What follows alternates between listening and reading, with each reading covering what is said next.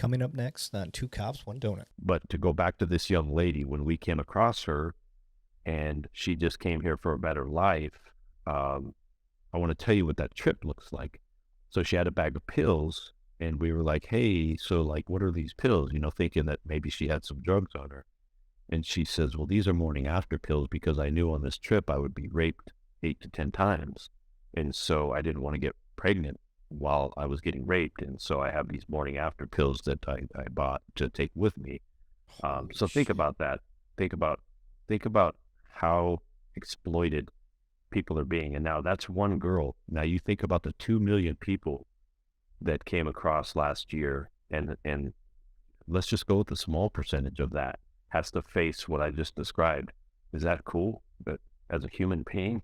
And so that's the crisis that we're facing. And that's why, we have failed as a country.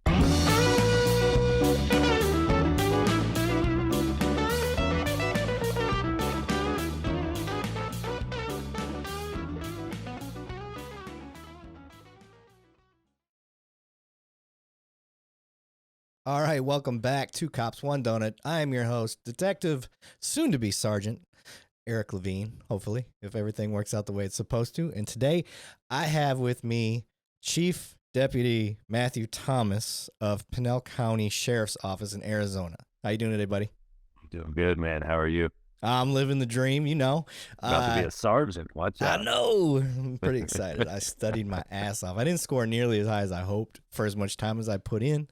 Yeah. But those higher ups that know the system a lot better than me, they're like, don't worry, you're still going to promote. So Good. I got a lot of support from the people, the members of Two Cops, One Donut that support the podcast and everything. So That's just awesome. want to give them thank you for understanding that I couldn't be a social media presence, as much as I hate that term. I had the episodes pre-recorded, so I'd put them out, and that was about it. I didn't have really any involvement with the podcast. So Good, man. We need good leaders. try to, man. I just try to, keep continuously bridging that gap in different ways. This was kind of my outside the box way of figuring that way to bridge these gaps. Pinal County's actually got a really cool program. You got your traffic thing that y'all are doing Fridays with who? Fridays with Frank. Fridays with Frank. That's how I got turned on y'all's department in the first place, was Fridays with Frank. Frank, if you're listening to this, which I know he's second in command, he's going to make you watch this. This is going to be a training video for y'all. So when you watch this, I want you on my show because I think you're hilarious and an inspiration to future traffic officers out there. Yeah, for sure. My dude. man can spit. I can't recite laws like he can. Not at all. I know, man. He's like Rain Man, dude. He's just pulling that stuff out left and right, and he's got all these we call them Frankism, all these little zingers that he throws in there that makes him who he is, dude. We'll get him on here for sure. We should get a shirt made where it looks like Rain Man, but it's his face, and it says "Definitely not a good driver." Definitely. Yeah, his big thing around the department is he's on the mountain of right. Oh my God. Yeah. If you guys have never seen it, look for the Fridays with Frank clips. They're hilarious. Good stuff. But like you said, it definitely goes against that loud minority that says that cops shouldn't do that stuff. And the silent majority has been speaking up and saying, no, this is what we want to see. This is what we want to hear from our police officers. We have phenomenal feedback from not only our citizens, but citizens across the U.S. I got several this morning with our latest release, and they're just like, we love it, keep doing it. They just dig it. And like you and I were talking beforehand, Frank says a lot of what everybody's thinking. Yeah. And so I think that's why they connect to it. They're like, they're right there with them. Yeah, it's a different way. So this show, we talk about humanizing. That's an important part. And I hate when cops go up and just act like a robot. And that usually alienates people even more. So when you get somebody that comes up and kind of tells you how it is, now a lot of us get defensive when we're in the wrong. That's just natural. But when you step back and you're looking at it from a third party perspective, where you got no, salt in the game there, and you're watching it and you're like, yeah, bro, you shouldn't be doing that stuff. 90 and a 45. What are you thinking? So, we know, from with when Sheriff Lamb came into office and I became his second in command, we knew we wanted to change the way we did things with social media and how we connected with the community. He had a very specific plan on branding, man, and we've been able to push that forward. That's what kind of got me, just into the stuff that I'm into as well. He pushed me out of my comfort zone, got out of that typical box fitting cop kind of mentality, and we've been doing well. We're our social media now. We're number 3 behind NYPD and FBI as far as numbers. And so Wow. for a small county in Arizona, we're doing all right. That's amazing. That's awesome, man. So with your sheriff, he appointed you basically? Yeah, I was a lieutenant at the time, so I've worked for the agency since '93. I started in the jail, and then did a little bit of time in the jail, then went out to the road as a deputy, and kind of worked my way through the ranks. And I was a lieutenant over our SWAT team, anti-smuggling and narcotics unit when Sheriff Land won, and that's when he asked me to move up into an appointed position as his number 2, and been there since 2017. Okay. Now, we're jumping ahead a little bit, so I want to go back. What drew you to law enforcement? We talked a little bit earlier before we got started. You weren't military. So that's a Right, commonality between cops, what right. gets us started. With me, I had family in law enforcement, and the respect I saw, our firefighters, military, police in my family got, like at family reunions and stuff. That's kind of what drew me to it. So I'm just curious, what drew you into it? So really, I grew up in a rough area, and so I was exposed to law enforcement on the receiving side quite a bit, and had some family in prison, as a matter of fact. And our dealings, and I say our because of me and the neighborhood kids that I hung out with, our dealings were with mainly gang cops because we were in a gang infested area. Uh, and it was Phoenix PD, and the Phoenix PD gang cops were just cool as shit, man. I mean, they'd roll up and we'd have to do the thing right on your butts or crossing your ankles or all that stuff to make sure everything was safe. Uh, but then they would just talk to us, and they would just treat us decent after we did the initial thing. They'd get you up on your feet and just talk to you like a person. So I was drawn to that, and then if I'm being completely honest, I was 19. My wife was 19, about to be 20. She was my girlfriend at the time, and she was pregnant. And as a young to-be father, I said, man, I have got to get something solid and steady, for the income, for the benefits, and something that will be there. And at the time, our retirement system was a 20-year retirement system. It's since changed. But I thought, and this is something I could get into. I've always felt the draw to serve, whether it's military or law enforcement. I had those early interactions as a kid with Phoenix PD where I learned to really just dig the cops that treated us well. And I had this life-changing moment in front of me where I had to make a decision. And the decision really was, am I going to go to the military? Am I going to go into something else? So I blasted out applications. Pinal County was the first one to offer me a job. And at 20 years old, I took them up on it, and I've been there since. Okay, so having family that kind of went the opposite way and stuff like that, um, seems like that was part of the decision making. A lot of cops will say this, I always kind of knew. I always kind of knew this is the Yeah. direction I was going to go. Was that the same for you, or was it because you saw friends and whatnot going to family going to jail that you're like, ooh, maybe I shouldn't follow in their footsteps? Yeah, I don't I don't want to say I kind of always knew, but I did always have an affinity towards law enforcement and military. My Okay. grandparents were World War II vets, and so I was around that a lot because my mom was a single mom, so my grandparents I spent a lot of time with. They're both World War II vets, and I got to be around them and the crowd that they hung out with, which were really solid, good people, like the greatest generation, right?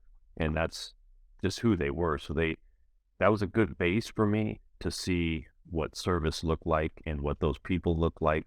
And I think that was part of the draw and part of the affinity that I had towards law enforcement and military.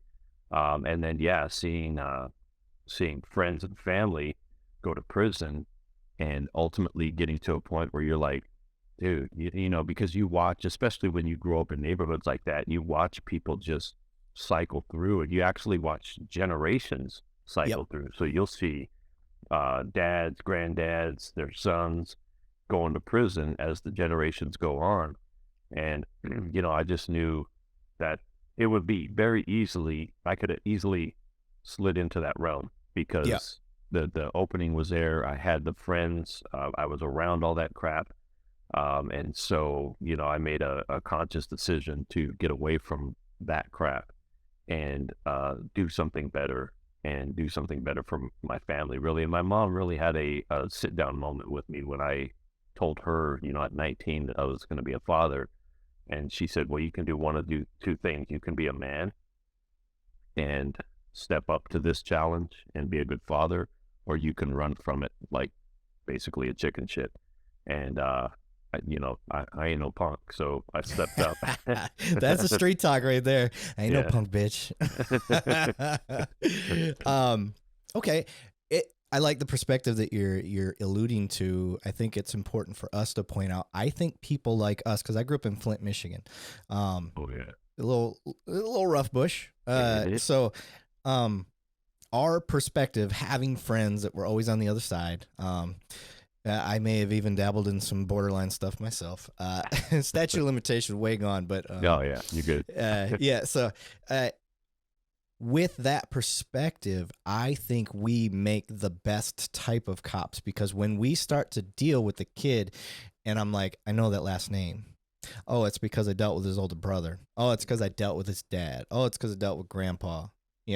We Yep. realize that cycle is there, and then we can have a little more empathy and understanding on how to get them down the somewhat right path, something that can help, an outside the box method that, I call them our Boy Scout cops. I don't mean any offense. It's not your fault if you grew up, in a blue collar family. Both your parents were together. You grew up in a town that didn't have a lot of crime. No, That that's ain't your good. fault. That's not your fault. But you are going to have a harder time in those neighborhoods because you're going to be what I call the black and white cops. That's Yeah. what the law says. That's what I'm going to do. Versus guys like us. So, Yeah, and I think that they have a harder time relating, right? Because they haven't seen or lived those hard circumstances, and they just haven't had the exposure that we've had. Because good or bad, you're exposed to a lot of stuff when you grow up in those areas, and you see a lot of stuff, and you can relate to a lot of stuff in the cop world because it all carries over. And I'll give you an example. I had some, to your point, I had some kind of whitewashed SWAT cops that were good dudes, but just had not had exposure to a lot of stuff like that. And when we would go into certain houses, to me, I was just like, whatever. Yeah, it's a normal house, whatever. I don't really care that their sink's a little bit dirty, that they haven't swept their floors maybe in a couple of days. I don't care about all that. Like, that doesn't bug me because I know how it is in those circumstances. And you'll have guys like that go in, they'll be like, oh, these people are disgusting, and they're this and they're that. And you're like, bro, like, they're just people, man, trying to make it, their and they don't. standards aren't at the same as yours. Right, They right. had But it different never upbringing. really bothered me. Yeah. Some of those it would bother. And I think then you have a natural disdain towards those people, right? Because there's that whole us and them thing that kind of happens in your Yeah. head. Yeah. And I think we're able to fight through all that, and we recognize that we're all just human beings trying to make it, man. And some have it good, some have it bad, and some of it's their fault. I don't discount that too. Some of the people that have it bad, it's completely their fault. But nonetheless, they're no less of a human being than I am. Yeah. I like that you bring up the us versus them stuff. I've had discussions recently. You can see behind me, I got a thin blue line flag. For those that are just listening, you can check out our YouTube thing. We always video these as well. But I've had some pushback. That thin blue line flag is kind of a borderline thing. You're disrespecting the flag. It's a us versus them. And I said, well, maybe to you. I was like, but to me, what it represents is we are in a unique career field with us, firefighters, military. In the fact that if I'm Joe Blow that works at Kinko's and I die, maybe I've got a good friend at work. They're going to throw a lunch in for me.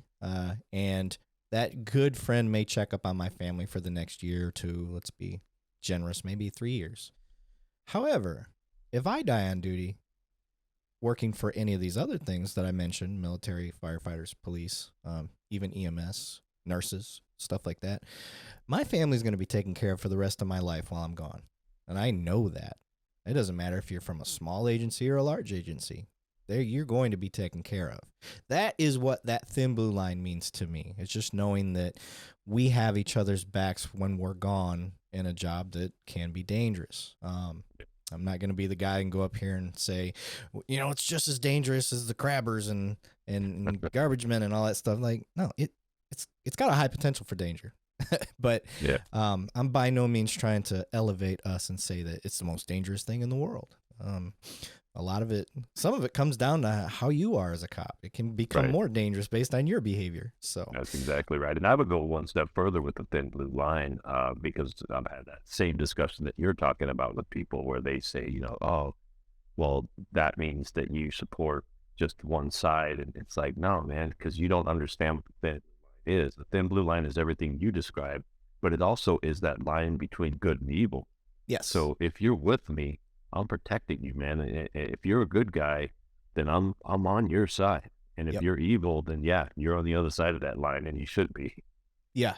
And it's, that's the standard for the thin blue line. I think that's why it originally started, was trying to tell people, like, look, we're trying to stand between the evil that's trying to get to you. And I wanted to humanize it a bit more and take it a step further and tell people, like, look, yes, that's initially what it stands for, but when I look at it, I'm looking at it even deeper. Family roots, stuff like that, and good communities that support their police department. They're there for you. They're there for your family once you're if you even if you just get injured, stuff like that. So, more recently, if the media tries to put you in a bad light, and you got a department that supports you in a city that supports that department, they won't play around and let outside media twist what's going on. So that's Absolutely. the cool stuff. I kind of, man, we went down a rabbit hole. I have a whole game plan. No, it's okay. That's why I like this. I don't really put a time limit on my show either. So, for those listening, the main purpose of this show is my man is all a part of the cartels. So that's really what I want to get into, is this cartel business. Matt's written a book talking about this stuff. You can find that. I'll even pop it up here on the web, or on the thing real quick. OneTimeNation.com. He's got his paperback book and maybe hard book. I don't know. Yeah, hardback, ebook. Oh, you got it all. Okay. Yeah. Actually, let's just do it right now. I'm going to flash the website up here real quick. We're both looking at it. It's OneTimeNation.com, all spelled out. You guys can check that out. I'm looking through it right now. He's got some good testimonials. I see your boss is on there. Smart move. Yep. Don't want to piss the boss off. So Sheriff Mark Lamb got some good testimonials. But yeah, make sure you guys go check that out. You can see his book. But we're going to kind of get into how he got the expertise to even write this book, because that's what I'm really interested in.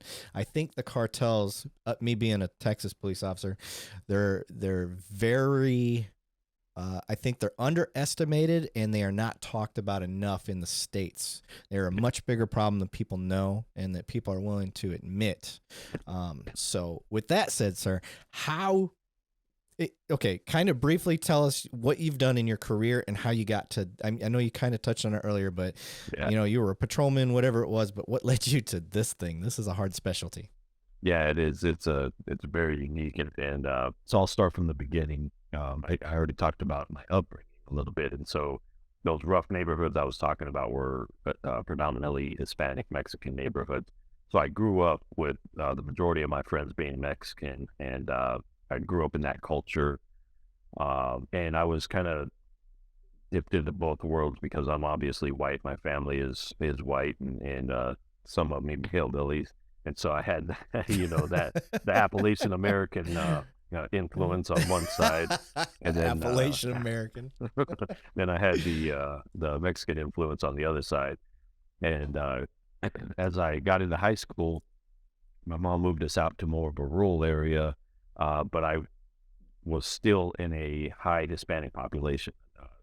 The high school I went to was a lot of Mexicans, and as a high schooler in the summer times, I would work in the fields with the migrants. So that would be my summer job, is working out in the fields. I worked on a potato digger, and worked right alongside of them. So still kind of immersed in the Mexican culture, and loved it. I mean, because that's what I grew up with. That's what I knew. My girlfriends have pretty much always been Mexican, and my wife is Mexican, and her family came from Chihuahua, Mexico, and so I was kind of exposed to a little bit of cartel stuff through her family because they dealt with it, um, with the family that was still in Mexico and a little bit on this side of the line. And then I got into cop work, and so I think it was natural for me to gravitate towards drugs and gangs because that's where I was comfortable operating. That's the realm I knew. So, I become a cop, uh, was doing the cop work, but knew the gang and drug realm. So it was easy for me to float into that. I was comfortable there. I knew the lingo. I knew, what was going on the streets. I could read graffiti because I grew up reading it. So Probably I was making good. it. I can neither confirm nor deny any of those allegations.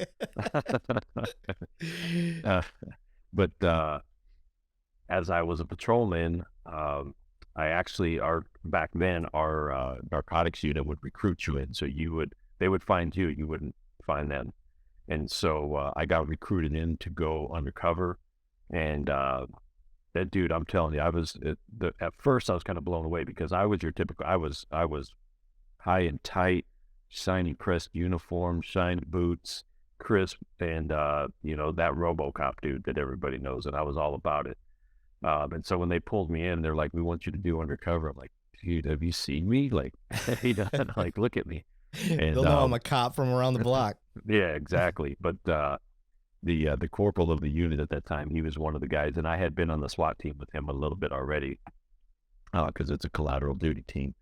And the corporal, he's a Mexican guy, and he's just an old school Mexican guy that worked undercover forever and knew that world. And he's like, "Hey, man, we don't care how you look. It's your heart, and it's how you treat people, and it's how you behave. That's what we're interested in. The look is easy to fix, because you can change that easily." And I was like, "All right." So I jumped in, and that's where I got into narcotics and gang stuff, is working undercover, and kind of continued that through my career. So I was undercover, then I promoted to sergeant. Then as a sergeant, I ended up going back to undercover work and running that squad and doing that type of work. And ultimately, when I got promoted to lieutenant, I was right back into that world doing undercover anti-smuggling. And that entire time I had been on our SWAT team too. I was on our SWAT team for 18 years. And so our county, um, and this will matter because people will understand how I got into the cartel stuff specifically. Our county is right in between Phoenix and Tucson. So if you travel one way or the other, you go right through our county.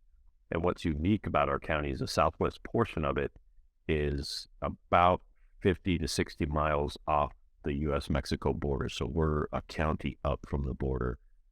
But below our county is all open desert, and it goes down to open fence lines on the U.S.-Mexico border. So there's places where they can just walk across, drive across, whatever, and if they head straight north, they're going to come right into our county.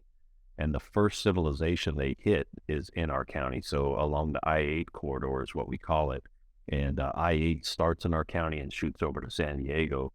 And so I-10, I-8 meet. Everything south and west of that is that open desert I'm talking about. And so what happened is our county started dealing with the smuggling in that area because they were smuggling people and drugs through that open desert. And as a local law enforcement agency, we had some border patrol out there, but not a lot. And so we were having to deal with that stuff. We were having to deal with, there were shootings, there were robberies, there was drug trafficking, there were rapes, and we would get the 911 calls. So we would have to deal with it. And as the Sinaloas got more and more in power, because that's the cartel that controls the majority of Arizona, did at that time, still does today, but they're fractioned off a little bit. So we were basically going up against the Sinaloa cartel and everything they were pushing north. And I can tell you, operationally, they held good control of the Southwest desert out there. They had scouts up in the hills that would watch over the valleys. They had their own radio system. They had all this stuff in place to hold operational control of what they call their plazas, right? And so that's where a lot of the stuff from the book is coming from and talks about. That was our big fight, and we were doing stuff out there as a local LE, some of which was like military movements where we were having to do foot patrols out in the open desert, and we were having to move into LPOPs to have an overwatch and to try and counter their surveillance, and just a bunch of work like that. And we worked hand in hand with Border Patrol and the BORTACers. And man, I'll tell you, BORTACers, if people don't know about BORTAC is Border Patrol's tactical team, and we were working a lot with their national tactical team. And those dudes, I can never speak enough about how awesome they are and how much good work they do that people just don't know. But we worked a lot with those guys in these counter cartel operations, and that's kind of been my realm over the past. I've been here 30 years now, and over that 30 years, probably 25 of that has been in this realm. Okay. First question: what was the acronym LOAs? Is that what you called it? Like lookout point or LOPs? LPOPs, listening posts, observation posts.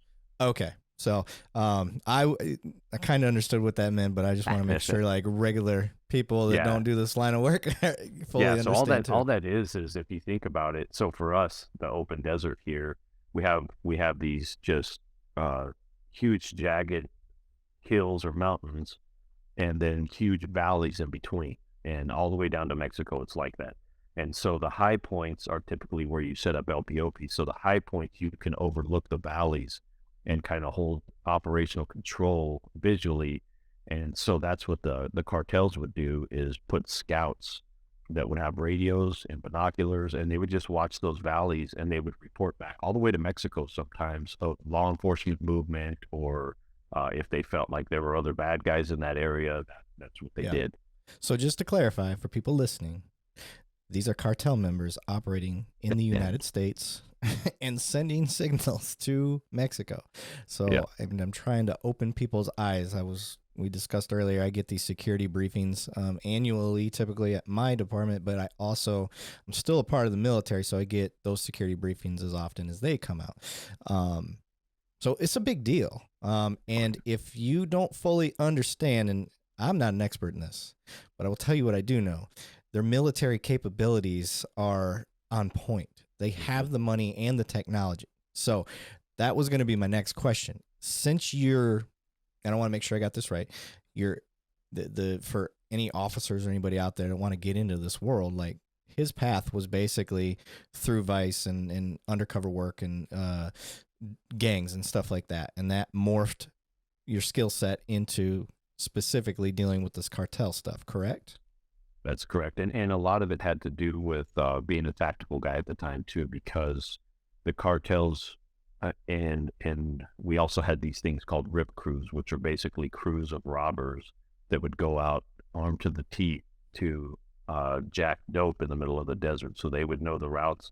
They would go down and they would try to do these robberies on the crews, bringing the dope north. Yeah. And so we had a lot of violence at that time. And so the tactical side is really where we kind of dove into the counter cartel movements, because at that time our administration was like, one of our regular deputies out on patrol got shot by a cartel member when he stumbled across in the desert, bringing a load of dope up. And from that point forward, they were like, no, we don't want any regular patrols out there. We're doing tactical patrols. And so our TAC team was then tasked with going out there and doing counter cartel operations. But we would use a lot of our tactical guys and our like undercover guys because it was all intertwined, Yeah. The weaponry. I want people to fully understand. We're not talking about they're out there in the woods with handguns shooting at each other. What type of weapons were you guys pulling? AK-47 is the weapon of choice. That's what we would run into most often. They love it. It's the Cuerno de Chivo, in Spanish. That's what they refer to it as. You'll hear it in all their songs, all the narco corridos, which are the narc songs from Mexico. They love the AK. They love their 38 Supers. So if you ever see pictures of like blinged out cartel guns that look like a 45, typically that's a 38 Super. And so they love those 38 Supers, they love the AKs, and then they love the 50s too. But the 50, that's when they want to reach out and touch somebody, but they run those 50s, especially down on the Mexico side. They're running that. And if you've seen, I mean, you can YouTube some of the stuff when Chapo Guzman's son got taken into custody, Oh yeah. and then they had a full-on assault on the police. You can see they're just going to town with 50s, tearing that town apart, trying to get him released. So they really like those 50s too, which, that's a hard weapon to counter. Yeah, yeah. It's just the sound alone would rattle a lot of even the most seasoned guys. Yeah. I don't know how I would react with that coming at me. Okay, so you're out in the desert dealing with these cartels. Is this just the sheriff's department, or is this an interagency cooperation thing? Are you working with any military? Is there? I mean, Well, I'm just curious. How does that work? we're not allowed to work with the military really because of the Posse Comitatus stuff, right? Well, And you I can't. meant like National Guard, like because National Oh yeah, Guard yeah, would, yeah, yeah, yeah. yeah, yeah. We're on that level. Yeah, believe me. No, we and we tested this because the lawyers are the ones that educated us mostly about Posse Comitatus and why we couldn't use the military. Because believe me, I was reaching out to everybody I could for help, and I have some pretty good friends and some top tier teams that were retired from some top tier teams. And I was like, hey, if you had this problem, how would you solve it? And they were giving me their solutions. And I'm like, that is awesome. Could you guys come do that? And they're like, no, we're not. But you can do it. Yeah, Uh, yeah. But uh, yeah, we did have partnerships with the National Guard. They were great partners. And I'll tell you, they actually were some of our best LPOP guys and gals.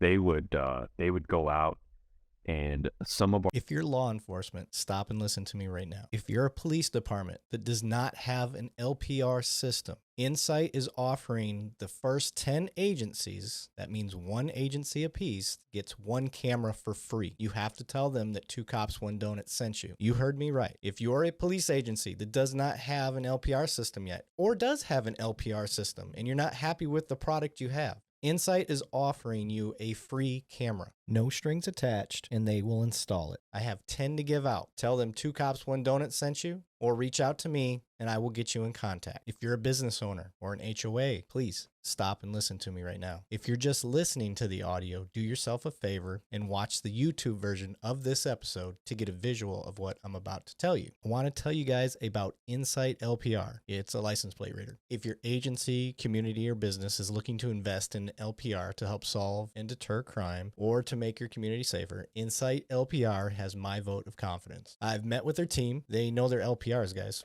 They're the real deal. They bring over 75 years of collective experience to building LPR cameras and the software that supports communities across the country. The other thing I really like about this team is how much they listen to law enforcement. They understand the importance of working together with law enforcement and getting their input as they build and innovate products and their service to match the needs of law enforcement. In other words, when I complain or have suggestions to make their damn camera better, they actually do it. The Insight LPR team is extremely passionate and takes pride in their product development, which makes their cameras some of the most durable cameras in the market. For the gear nerds out there, what that means is this stuff's made of military grade aluminum and is nitrogen purged, whatever that means. This design makes the cameras rugged and able to withstand harsh weather elements. Here's the big selling point for me. Their nighttime scan accuracy is higher than most of the leading competitors. In my opinion, this is what sets them apart. As we know, the majority of crimes occur at night, so it's critical to have high scan accuracy at night. Insight's cameras check the box with the nighttime plate read accuracy greater than 96%. 96%, guys. That's pretty freaking high. If your community is looking to invest in LPR technology, reach out to one of their experts today or reach out to me. Tell them Two Cops, One Donut sent you. bigger operations, so I want to answer this question with a couple different things. But on the National Guard piece, the LPOP specifically, sometimes those would be short. Like we would be out for a shift, and so you'd have an LPOP up for a shift. Sometimes it would be a multi-day operation. So you would drop them in. They would make their way to whatever their LPOP point was, where their assignment was, and they would stay there for 3 or 4 days. And they would set up, and they would get their spot. They would get all their gear ready, and they would be there 24/7, rain, shine, whatever. and they'd be up on that hilltop because we would have a bigger operation going. And so the National Guard is really the ones that helped us on that piece, because again, these were more military, so they knew how to do that stuff and showed us quite a bit, and we learned quite a bit. And at the same time, when we were doing these large operations, these were definitely multi-agency operations. Some of the bigger ones were we would have DHS fully involved. So that would be Border Patrol, that would be ICE, that would be HSI, Homeland Security Investigation. Sometimes the FBI would be involved if they had uh, pieces to the puzzle that they were involved in a case that touched what we were doing. Sometimes they would be involved. DEA was almost always involved because it was drugs, and it's a big criminal organization from out of country. And Border Patrol was probably our main partner because it was mainly illegal alien smuggling that kicked it all off, and so Border Patrol had a direct tie into that as well. And then some of the local agencies would get involved as well because it affected their cities specifically. Okay. So you get your training through multiple agencies, or multiple things really. Your street experience, and then through National Guard and I'm sure DEA was a big part of some training and stuff like that. As you're implementing this over the course of 20-25 years, what was the difference in the technology? Oh, dude. Yeah. Like, where did you start from, and where are you at right now? Dude, I started with a pager. And so we had pagers back in the day, and you would go somewhere to call, and that turned into bag phones, right? You'd have those big bag phones in your car. And this is just speaking to the cell phone technology alone. And so you can imagine back then, pager, where you had to go somewhere, make a call to get the information. And in today's world, we have a handheld computer, essentially, that we can do everything from. So that's how far that technology alone came. And then when you talk about like the smuggling part of it, I was speaking to the radio systems. And so back in the day, it was no radios, right? It would all be face-to-face communication, and then they would just make their run and they would go. And when they got to wherever they were going, they would notify the bosses that they got there by phone or whatever. Then they got into radios so that they could communicate along the way. And initially, those were just like your FSRS, like your Garmin radios, right? Where we could just talk to each other like we're on a hunting trip or something. They would use those type of radios, so they're short range. Then they got into actual, like Kenwood and Motorola handheld radios, much like a police or a military radio. And initially, they used those radios, and they were unencrypted. So they were in the open. They were on like a VHF frequency, which is an open frequency that you can scan. And as they progressed, they got into digital radios, which cuts out a lot of the scanners that can pick up that radio traffic. Then they got into encryption on their digital radios, and so you would have to have the encryption to hear what they're saying. Then they got into rolling encryption, because every time we would take an action against them and we were successful, they would learn from that and they would maneuver forward and they would change their tactics. And so their technology got better and better and better. And then if you just think about the world in general, like I said, with phones and stuff, technology was getting better, and everything was just moving forward faster and faster and faster.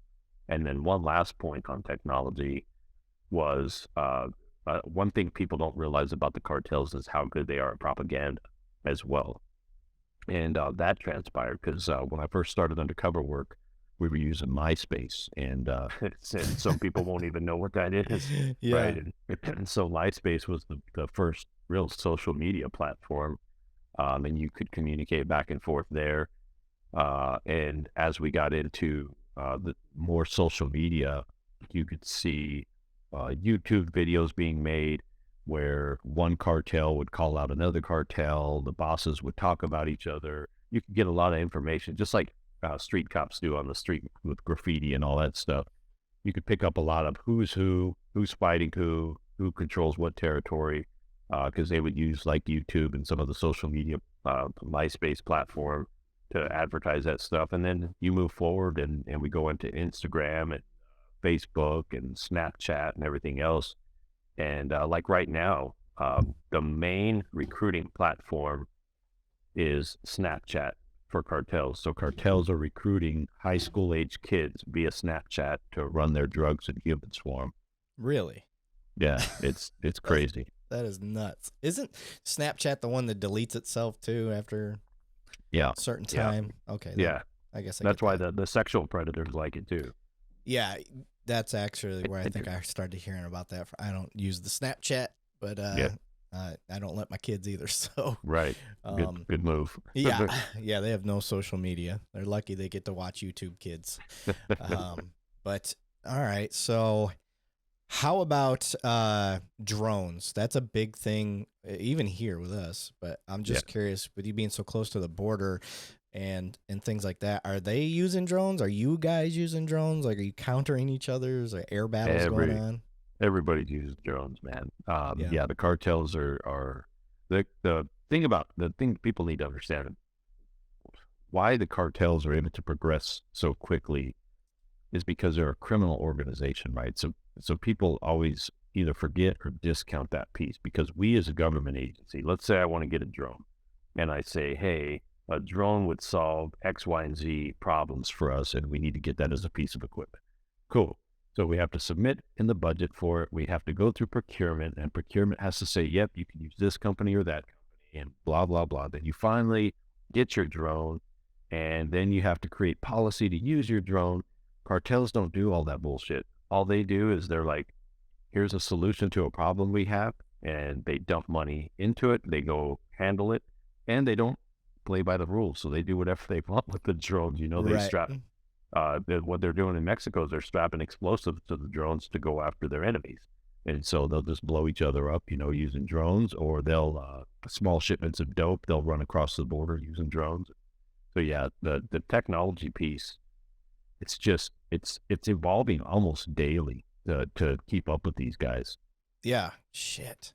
That's insane. Now, for those not real familiar with cartels, I think there's 32 states ish in Mexico. And depending on where you're located, it depends on the cartels you're dealing with.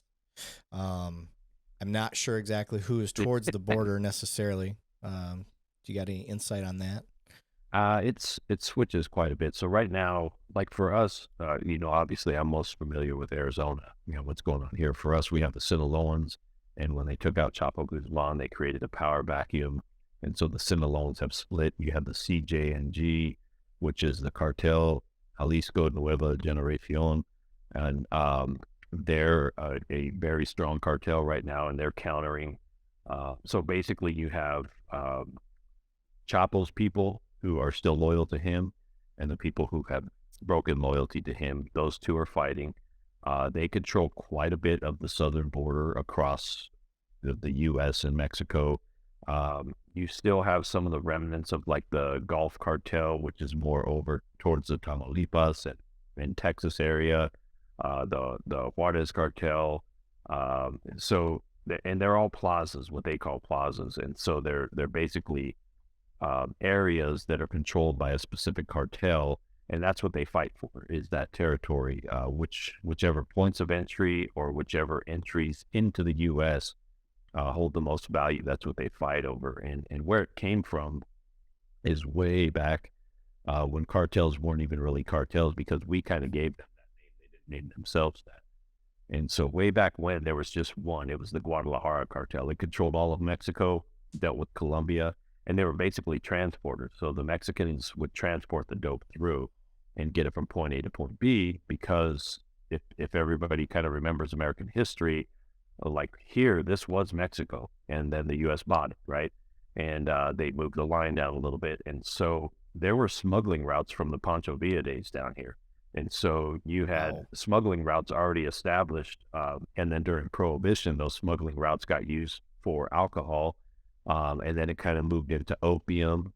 And if you remember, we had railroads being built down in Mexico, and Chinese slaves were being taken down there to build those. And so you have people always ask, how does China have such a connection with Mexico? Some of it is even familial bonds, because those Chinese that were slaves down there building railroads and then continued to live in Mexico and then kind of assimilated into that culture. And then over time, you have essentially Chinese Mexicans in some of those areas. So they have a direct connect over there. And so anyways, the Guadalajara cartel, um, when Kiki Camarena got killed, that was the Guadalajara cartel, and he was a DEA agent that got killed down in Mexico way back when. When that happened, the leadership of that cartel realized that they weren't insulated enough, because they almost got taken out by the U.S. government over that whole thing. And so they started to insulate themselves more, compartmentalize more, and they regionalized. And so the main boss split it into regions, 5 different regions, which then became cartels of their own. And then it kind of progressed from there over time. Okay. In that, the next part that I kind of want to touch on is just how much control the cartels have over Mexico, from your understanding, the type of violence they're using, and in the places I kind of mentioned, like, this stuff is happening at resorts. People just, they're not going to say that in Mexico because that's revenue.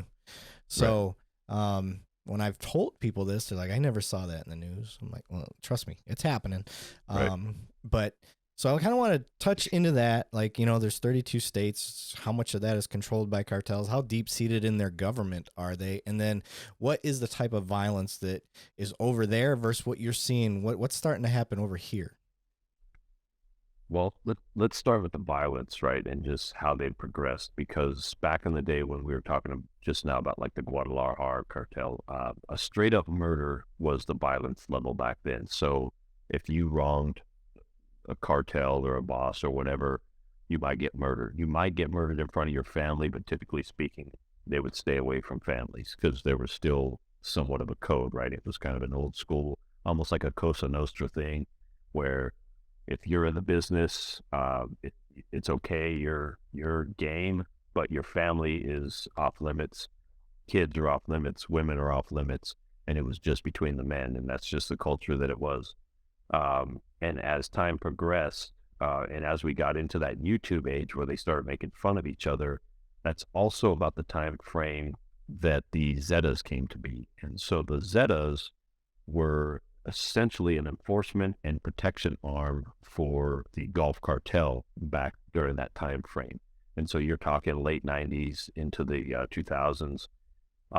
And the Zetas were military guys. And so they were getting out of the Mexican military, and most of them were like special forces type dudes for the military in Mexico. And they were getting out of that to go make more money in the private sector. They were just bad guys. And so they were working for the cartels, running their protection, running their enforcement and all that stuff. And they upped the violence level because you have to remember too, they were exposed to some of the terrorist stuff going on the other side of the world. And if anybody is familiar with like the terrorism stuff, the burning people alive, chopping people's heads off, all that type of violence, that's what the Zetas started to employ. So they started to employ much more violence on their enemies by chopping heads off, chopping hands off, chopping arms off.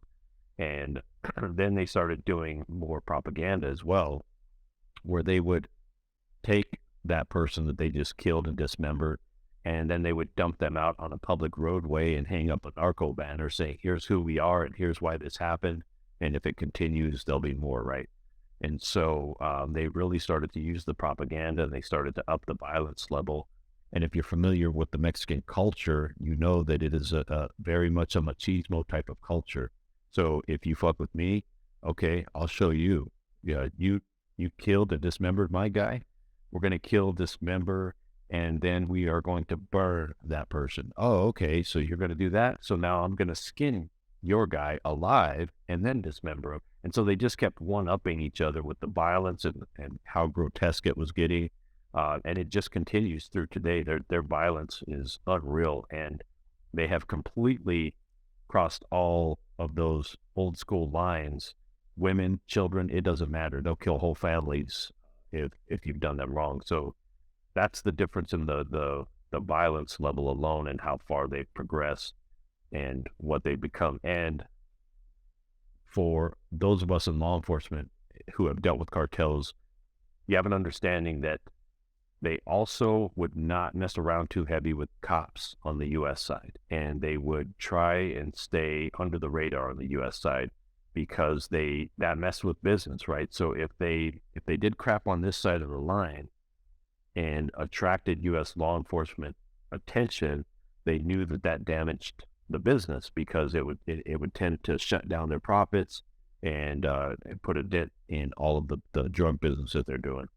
And so they typically stay away from that. And that's still true to this day somewhat, but you are starting to see stuff spill over into the U.S. side where some of the cartel on cartel violence is happening, some of the just open flaunting who they are, not worried about law enforcement, confronting law enforcement. That stuff is becoming more prevalent than I've ever seen it on the U.S. side. On the Mexico side, it's a failed state, in my opinion. And I don't want people to get this twisted. The Mexican government is a good government. Mexican people are good people. Cartels are very bad, and cartels rule by fear, propaganda, and violence. And so what has happened in Mexico, and I'll give you an example of our family. My wife has relatives that had stores and houses on the Mexico side. They were being extorted so heavy by the cartels, and they were threatened with violence and actual violence used on their family, that they had to abandon their houses and their businesses to flee to the U.S. Because of the extortion and the violence from the cartels. So if you think about that, on the U.S. side, if you're just living in your neighborhood and they come through and they say, hey, everybody, guess what? You're now paying us taxes because we're the people in control of this neighborhood. And if you don't pay your taxes, we may publicly execute one of your family members. And when we execute them, you're not going to be allowed to have a funeral, because if you do, we'll execute everybody at the funeral as well. And thank you for playing, and, see you next time. So that's what's happening on the Mexico side.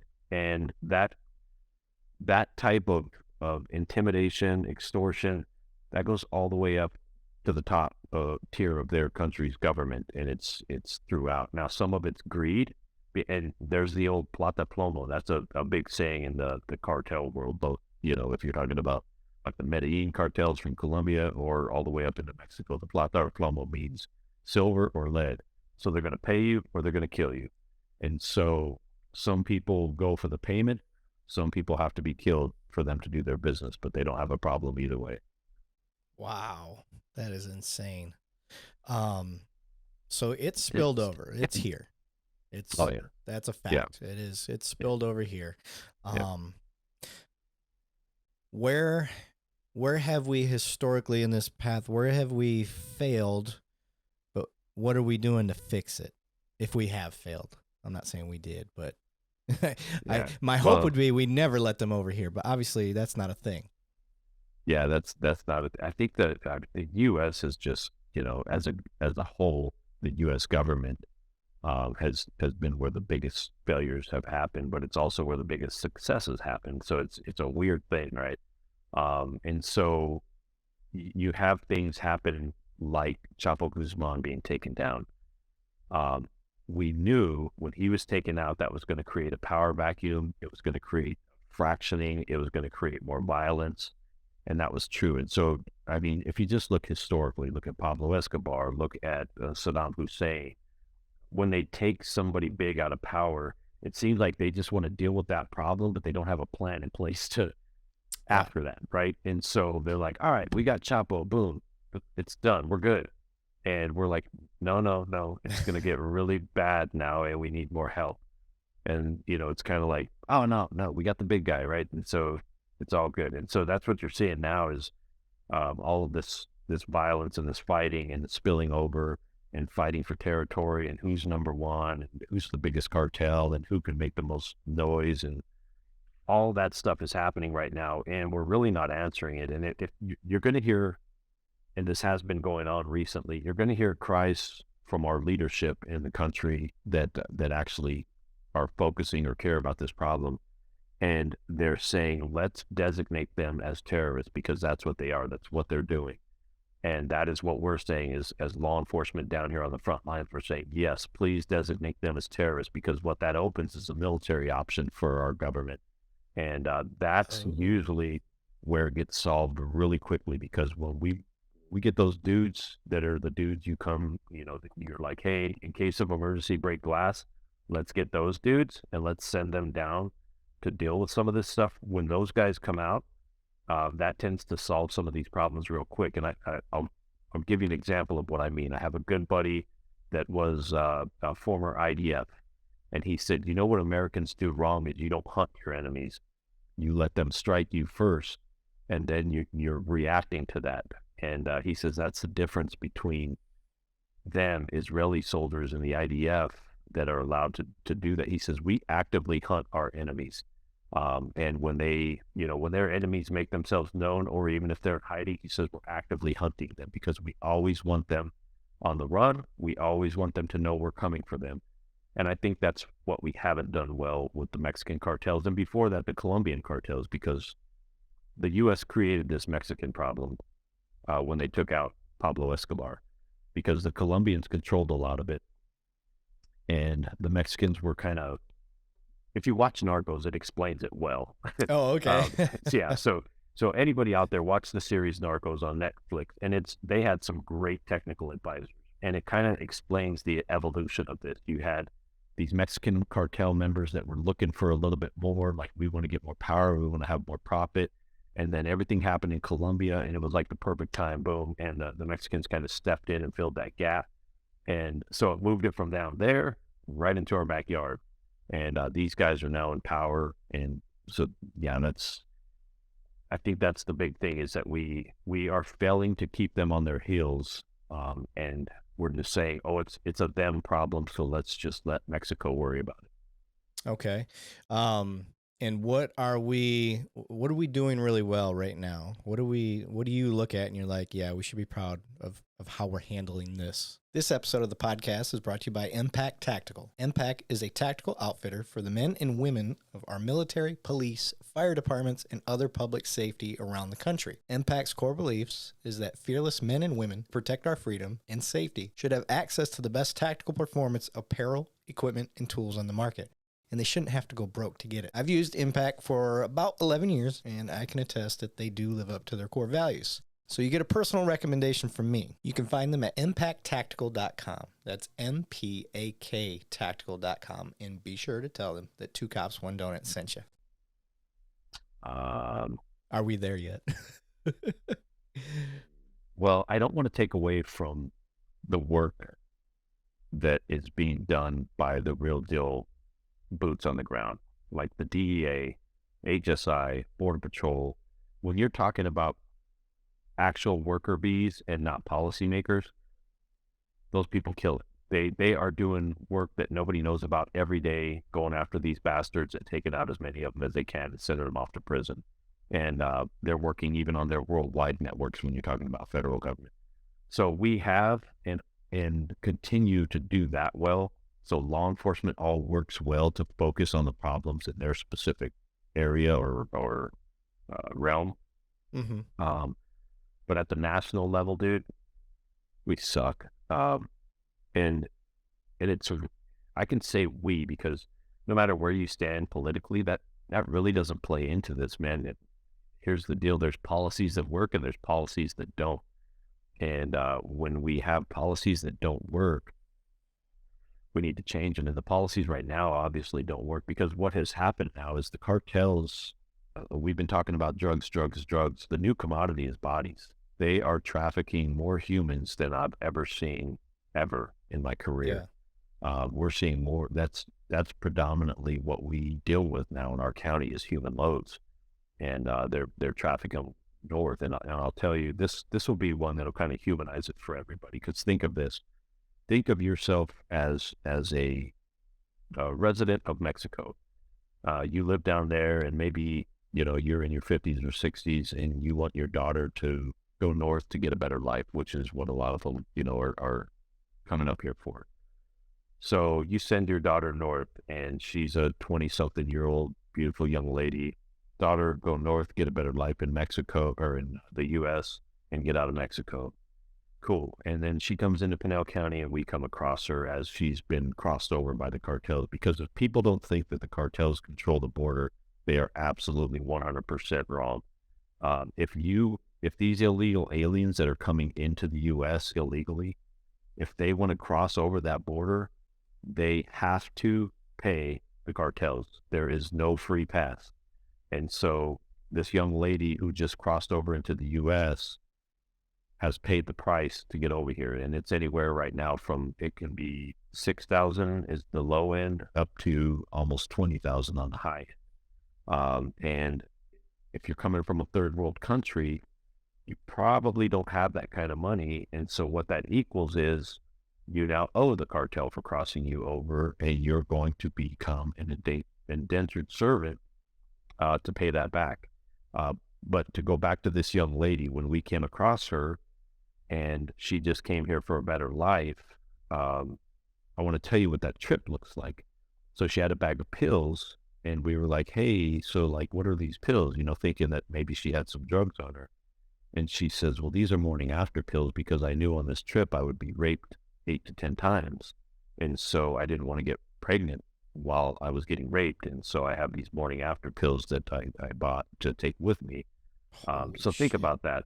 Think about how exploited people are being. And now that's one girl. Now you think about the 2 million people that came across last year, and let's just go with a small percentage of that has to face what I just described. Is that cool? But as a human being? And so that's the crisis that we're facing. And that's why, you know, we have failed as a country. Holy shit. That is heavy. I told you that our experience over here near my neck of the woods is the human trafficking side. I've actually heard stats where they're saying the human trafficking, the numbers are worse than any amount of slavery up until we abolish slavery. Like, I'm like, right. That's the type of numbers we're talking to kind of wake people up. So,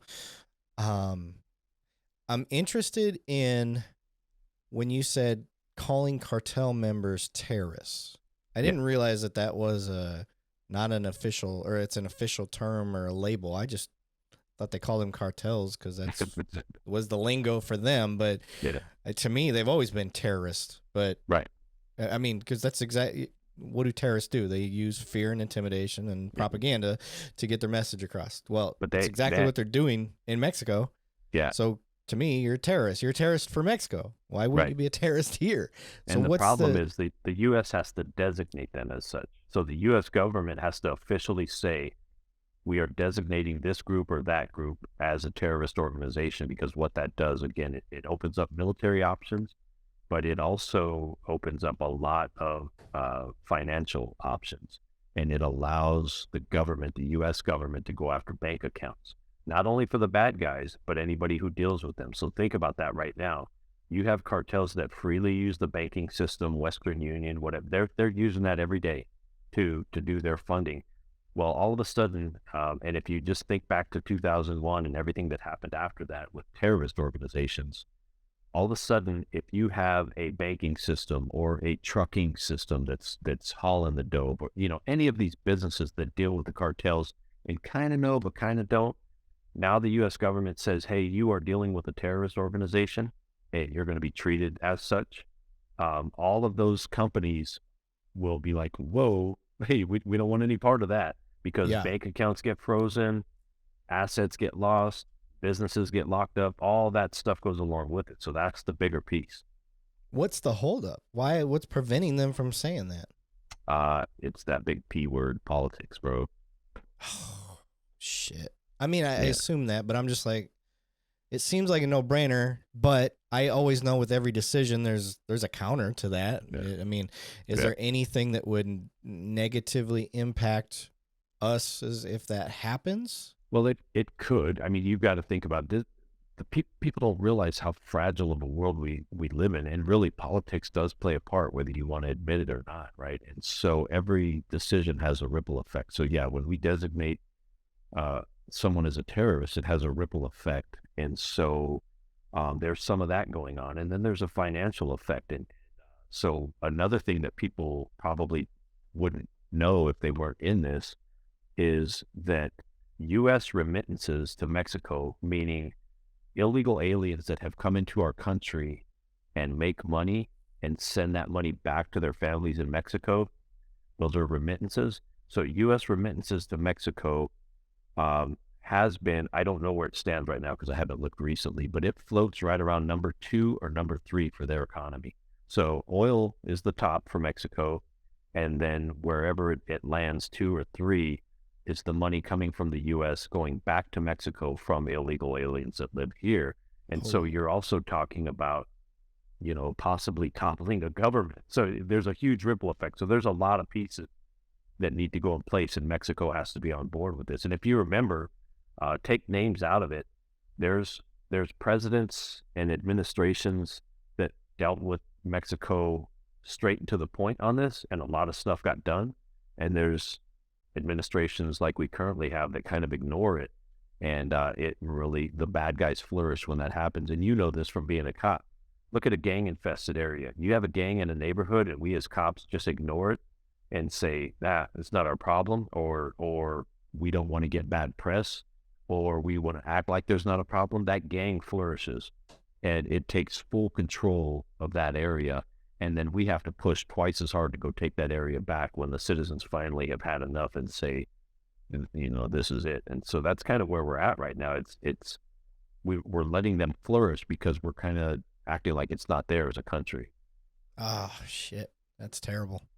I know our efforts here with the human trafficking, the things of that nature like they can't get enough people to start investigating that stuff. Right.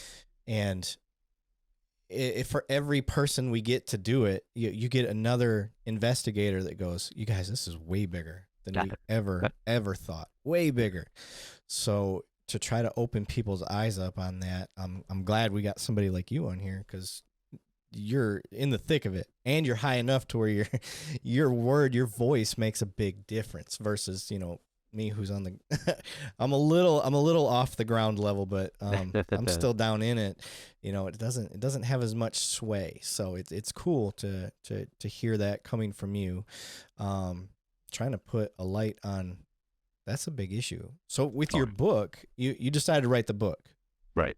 Now, is your book, can you kind of get into what your book is and why you wrote all that? Yeah. So the book initially why I wrote it was a couple different reasons. One, my sheriff, Mark Lamb, the American sheriff, was on me. He was like, dude, these are great stories. You've had great experience in your career. You've got to put this on paper, man. And he kind of talked to me about honoring the work that you've done and honoring the people who have done that work. And I was like, yeah, you're right, man. And, so that was one big reason, is just, I want people to know the behind the scenes stuff and the behind the scenes work that your law enforcement does every day that they have no idea even goes on, and the shit we deal with to actually keep this from total chaos, and holding that thin blue line that we talked about earlier. So that was one big reason. And then the other reason was to kind of bring this to light and let people know, like, this is a real thing, and this is what's going on, and this is how it happens. And so I knew that I had some operational stories that would be like cool guy stories that would keep people's attention, that they'd be like, holy shit, because it's some of these, you'll read them and you'll be like, there's no way that just like a local deputy is doing this, but we were absolutely doing this stuff that, we just had to, because it was the fight that was given to us. And so the back half of the book is all pretty much operations. I threw a few of them up front just to start off, but then I kind of went into my history because I also wanted to qualify, why is this white dude talking about Mexicans and Mexican culture? Right. So I kind of qualify, my upbringing and how I was immersed in the Mexican culture. Then I go into the culture itself, the narco culture, because it has a culture of its own, much like gangster rap. If you think about that, it's the same type of stuff. So the narcos have their own kind of culture. They have their own music. They have their own songs. They have their own religious beliefs. So I write on that. and kind of dive into that a little bit so people understand the culture. And then I go into the structure of the cartels as we deal with them. So kind of their hierarchy, how they're structured, what different people do, what their jobs are. And then I go into the operations themselves, so that I wanted to give everybody an understanding of me, why I can talk about it, how it's set up, and the culture of it, and then go into the operations. So when they're reading the stories, they're like, oh, I know what he's talking about here, because they've already kind of read about that culture piece or whatever. Okay. Now, most importantly, is there an audible version? Because cops are dummies and we don't like to read. So, dude, you know how many times I've been asked, and I'm one of the dummies. I know. I audible everything, bro. And no, there's not an audible version yet. That is my number one priority right now, is to do the audible, because I've been asked that so much. Yeah. So yeah, that's on my to-do list, but no, right now. Yeah. People are like, they're like, you got a master's degree, right? I'm like, yeah. And they're like, and you don't read books? I'm like, no, not at all. Bro, no. I'll read a paragraph and I'll forget what I just read. I'm like, not only that, dude, but like, if I try to sit down and read, I go to sleep within minutes. Yeah. So it's like, I'm out. But yeah, I'm like you. And cops, I don't think people don't realize that we spend a lot of time in our office, which is our car. Right. And so because we're in our car so much, it's much easier to just listen to a book. Yeah. Than to I listen to and from work. I'm listening to podcasts. I'm listening to audiobooks. Right now I'm listening to David Goggins' book.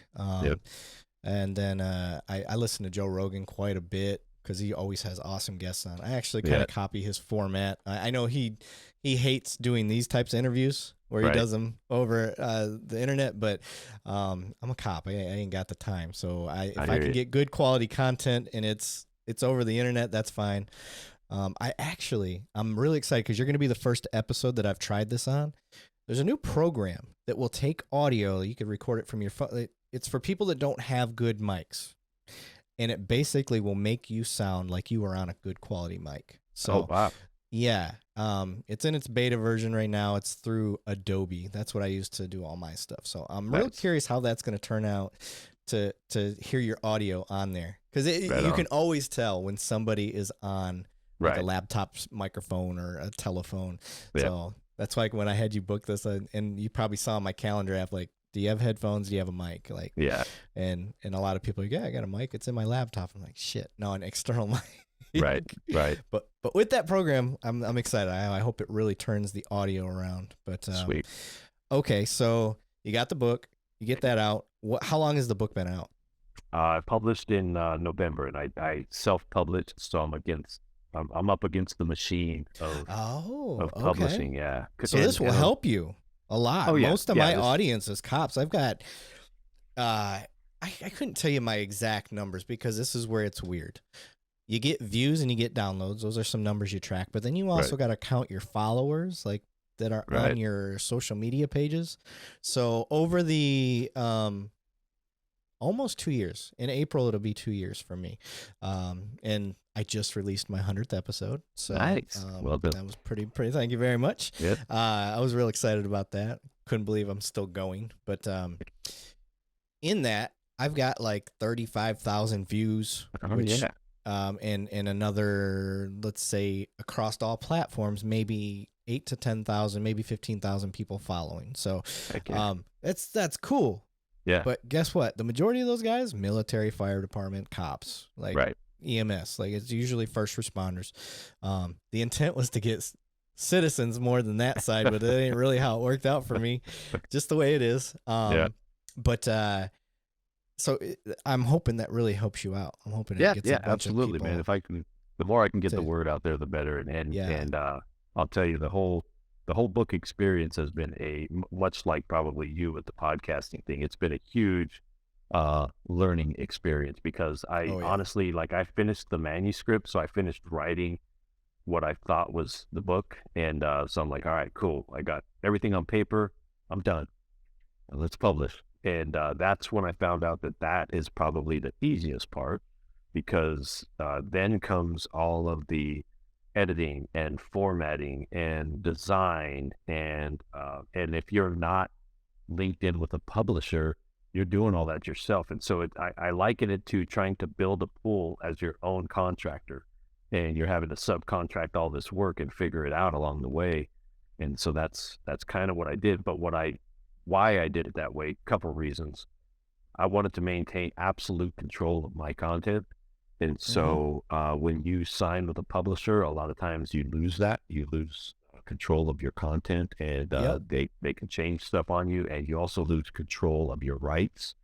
And so I wanted to maintain my rights, which will be important. Hopefully here in the next year, I have, well, probably more like 6 months. In the next 6 months, I'm doing some stuff behind the scenes with some people where owning the rights to my book plays a huge part because I'm able to say yes or no to whatever. And so Yeah. I'm hoping that turns into something. But nonetheless, went through all that stuff, published in November of last year after it was about a 3-year process from starting to write all the way to publishing. And I'll tell anybody out there that's thinking about writing books, because cops have great stories, man. I think we should all write books because it'll just blow people's mind with the stuff you see. Um, Anybody thinking about doing it, you'll figure out that if you have the ability to link in with a publisher, you find out real quick that you're doing a lot of their work for them. And that's what I kind of found out, because I had initially looked at going through a publisher, and they send you this big packet and they're like, okay, fill all of this out. And I'm getting through it and I'm like, this is a marketing plan. And I'm doing the marketing plan. Like, I'm doing everything. So why don't I just do it myself? Because I had enough connections Katie Pavlich, she wrote my forward for me. She's a Fox News correspondent. She edits townhall.com. And so she's a big name out there.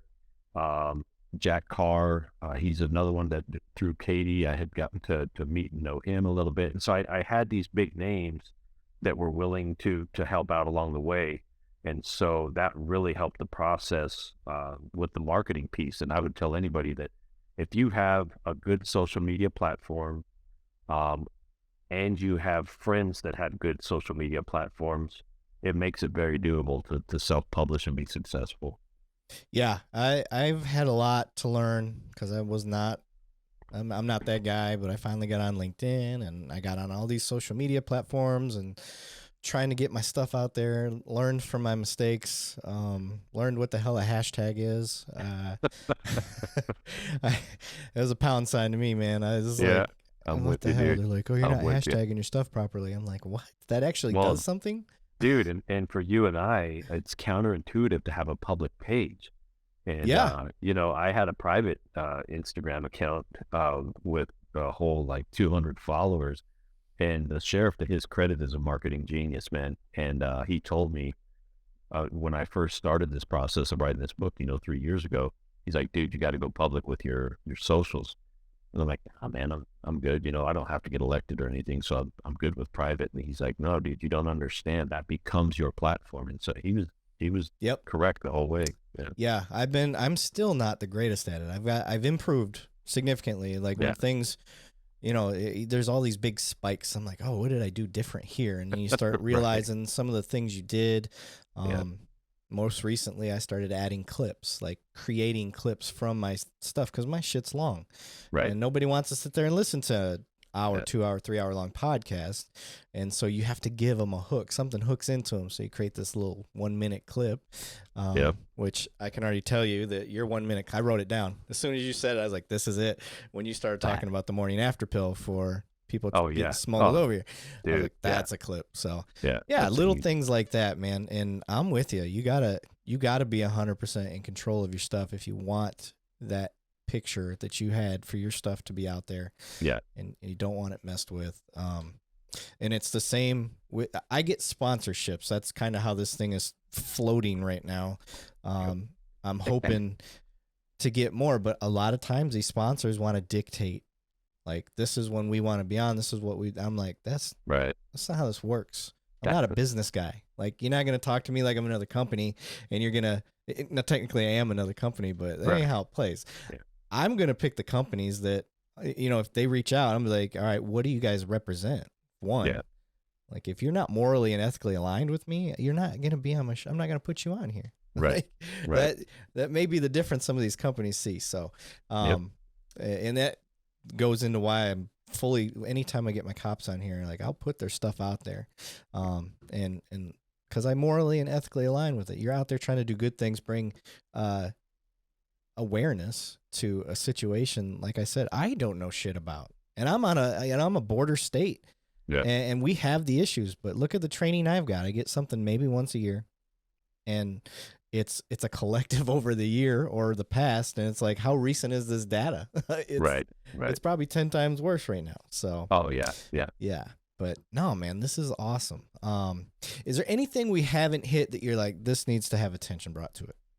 I don't know, man. We dove into so much. I think, with the cartel stuff, I think people are just going to be, if they don't know anything about this world, I think their minds are going to be blown right now because it's just so prolific, so deep. It's got so many different rabbit holes. And I think the one thing too that I would want people to understand about these cartels when we're trying to relay how powerful they are. And when you say cartel, you think of drugs, right, or now humans. But you need to understand that the Mexican cartels, they're called a transnational criminal organization. That's what they're referred to now. So it used to be a DTO, a drug trafficking organization, but now they're designated as transnational criminal organizations. They are not nationwide, they're worldwide, but they transcend drugs. They are into oil theft. And so they steal oil, they steal gas, and they resell it on the black market. They steal minerals and jewels and resell it on the black market. They're into counterfeiting. So anything that makes money, they are into. They are like a worldwide mafia, and they're right at our back doorstep. And again, that's what makes them so dangerous, because they hold so much power throughout the world, and they have their fingers and tentacles in everything, man. They're just a big, bad organization. No shit. Yeah. Damn. All right, brother. Well, I don't got anything else. This is a mind blower. This is Gonna have to go take a nap now, man. I know. You got me kind of stressed out. So I thank you for being on, sir. Absolutely. I really appreciate you spending the time. And then when we end this, just stick around and we'll chat offline for a little bit. I'll let you know what to expect. But for those, one more time, I got his website up here, onetimenation.com. That's it right there. There's the book. If you're listening only, make sure you check out. It's a badass cover too, by the way. If you're only listening, it's a badass cover. Just trust us. So check that out, onetimenation.com. And again, it was Matthew Thomas out of, is it pronounced Pinal? Yeah, Pinal. Pinal. I always want to say Pinal. Pinal County Sheriff's Office. At least he didn't say Arizona. penile. Yeah, penal code, right? Yeah, exactly. All right, brother. I appreciate your time. All right, take care. Take it easy.